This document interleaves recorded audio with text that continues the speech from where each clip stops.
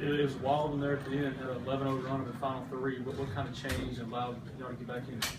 You know, for us, we talked about this a couple of days ago, I think. You know, the game is hard to get a flow. It's really hard to get a flow with the way that the whistle is now. As I just told my team, we have to adjust because it's across the board. We have 28 fouls, they have 29 fouls. And we never really established a rhythm. It's amazing. You scored 90 points, man. I thought we were very, very poor offensively from spacing. The only thing that we did well at the end, I thought we were in attack mode. They tried to pressure us. When you pressure, you expose the open floor. And I thought we made some plays at the basket. You know, we were fortunate.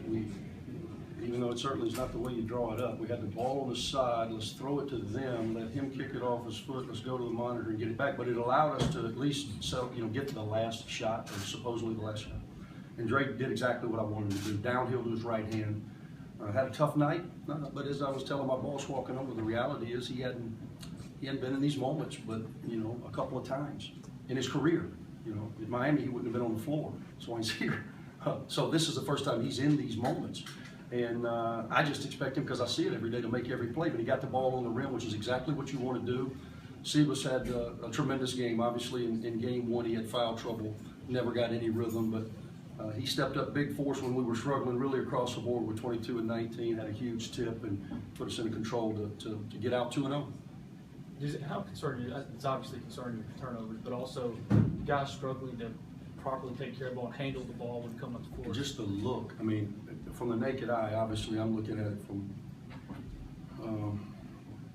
like a fire sale over there where I am. I'm thinking, what in the world are we doing? Because I know what we practice, and then I just don't see it transfer over. But it looks like we're just not comfortable. You know, forget about where you're supposed to be. We're not comfortable dribbling the ball. And we're not being aggressive. When we got aggressive at the end, it allowed us to win the game. So I was gonna ask, what do you attribute the last 3 minutes to? Sense of urgency more than anything else. We win the battle of the glass. We turn them over 18 times. We have 17, which is ridiculous. Again, we shoot 56% in the second half. We made our free throws at about 72 clip. Eliminate some of the turnovers, some of the foolishness, some of the missed layups. Because once you broke their pressure, we had point blank looks at the rim. We need to do a better job of finishing that, and we wouldn't put ourselves in such a precarious situation. You mentioned adjusting to the foul calls and officiating. What specifically do you need to? And those are three big time guys, man. I mean, those are three, first line refs. So it's not them. They're following the mandate. We have to adjust. Both teams, quite frankly. Basketball's going to have to adjust. If this is how you're going to call it, we have to adjust. We had foul trouble, which really throws you off. You have no rotations whatsoever when you've got. I think I had every guard on the floor at one time had 4 fouls. It just makes you very tentative. UMass has got a good group of guards, man. They were attacking us off the dribble. We're giving. They shot the ball exceptionally well tonight. I thought Giroux, number 3, came in as a reputation of a non-shooter. That kid's going to be tremendous. He gives 25, 8 and 6, makes 4 threes as a true freshman, first road game. Reminds me of somebody I saw Saturday night. You mentioned the mandate. To the casual basketball fan or the layman, what is the mandate? The mandate is freedom of movement. You cannot put your hands on anybody with the ball, even in the post. Used to could arm bar a little bit. Now you just got to it's freedom of movement. You can't use your hands. It's got to be bodies. Bodies have to be set. And you've got to be more proactive as opposed to reactive. We're way too reactive. We get beat a little bit. We're giving up splits. We've got a lot of issues across the board, but there's never been a better time for us to go on our MTE.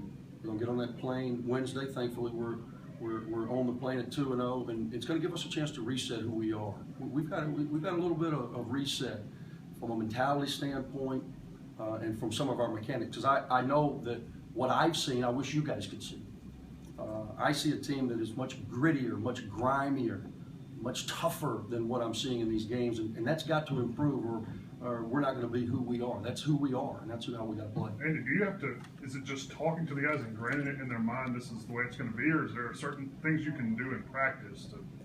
Oh yeah, there's certain things I can do in practice, but you got to put that cell phone down before I let you in there. There'll be a few things I do in practice. You guys had built a double-digit lead, and then they made that run late in the first half.